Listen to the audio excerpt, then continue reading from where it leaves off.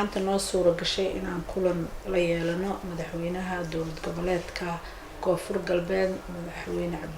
Cabdi Casiis inaan kala kulanno arrimo dhowr ah laba arrimood aan ugu waaweynaa arrinta ugu horeysa waxay ahayd in aan maadaama aan nimid gobolkii aan qabanayno boos buuxin kuraas ka banaanaatay baarlamaanka golaha shacabka federaalka baarlamaanka federaalka golaha shacabka inaan u sheegno inaan u nimid shaqadaas inaan qabanayno wafdi ballaaran aan ahayn oo ka koobnaa 5 commissioner la taliyaasheena la taliyo ka mid ah iyo shaqaale aad u fara badan oo hogaaminayo agaasimaha waaxda wuxuu ahay howlgallada doorashooyinka madaxweynaha waxaan u sheegnay in aan 3 kursi buuxinayno in aan si buuxda u hayno labada ergo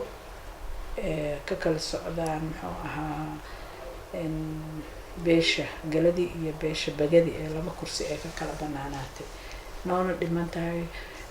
ergadii inaan maanta helno isla maanta helno beesha xariin ergadeedii kursiga uu baneeyay madaxweynaha ruuxadiisa oo ku wargelinay inaan u baahanahay si dhaqsiya ah ergadaas odayaashii ergadana aan la xiriirnay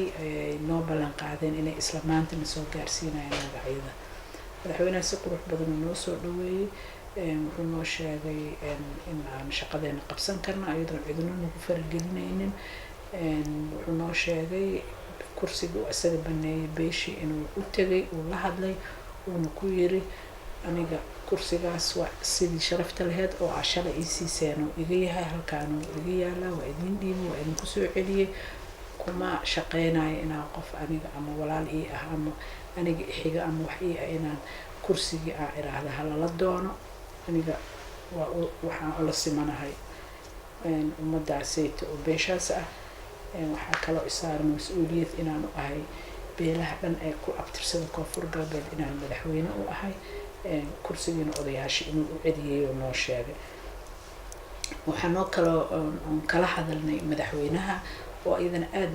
noogu ahayd in aan bilaabi doono howlgalladii doorashada oo ugu horeyn doonto muxuu ahay calaameynta goobaha dadka codbixiyaha ee lagu diiwaan gelin doono ka bacdina noqon doonto goobaha doorashada ee ka dhici doonto una sheegnay inaan wafdi ballaaran oo shaqaalaha ah oo shaqaalaha waaxda howlgalka ay imaan doonaan si shaqadaas loo qabto soo gobolka naftiisana laga qaadan doono shaqaale badan oo shaqadaas wax ka qabanaa haddii ilaahay idmo madaxweynaha iyadana si fiican u soo dhaweeyay waxaan ka codsanay inaan la kulanno wasiirada ee hawshaasna la galayso wuxuu noo ballan qaaday in galabta ama bari subaxii aan wasiiradaas la shiri doono si shaqada ee hore ugu sii socoto waxa kaloo alxamdulillah maanta noo soo galay in aan dejinay ergadii labadaas beelood in aan muxuu ahaa wixii loo baahnaa oo necessary u ahaa inay doorashada galaan oo ugu horeyso dokumentiga kaarka ah inaan u sameynay waxaa kaloo iyadana aad noogu suura gashay in aan training u qabanay muxuu ahaa ergadii oo trainingkiina loo qabtay taasna aad noogu suura galay hawsha meeshaas ay maanta noo maraysaa berri haddii ilaahay idmo waxaa bilaabana inaan wasiiradii iyo la shirno si goobihii aan uga wada tashano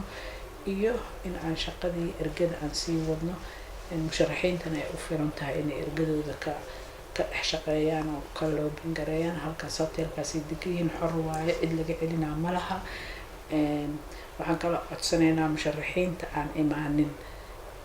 horena waa ugu sheegnay markay bisha 22 ahayd 11 bisha markay ahayd in aan isugu nimaadno 24 magaalada Baydhabo waxaan rajeynayaa inay wada joogaan musharaxiintu isu soo diyaariyaan berri dambe oo ah 27 bisha Abriil waxaa dhacaysa doorashadii muxuu ahay kuraastaas lagu buuxinayo waxaan rajeynayaa inay musharaxiinta aan dokumentigooda hayno isdiiwaan geliyay qarashkiina iska bixiyay inay isku soo wada diyaariyaan maalintaas doorashada oo ay tahay bisha 27 aad iyo aad u mahadsantahay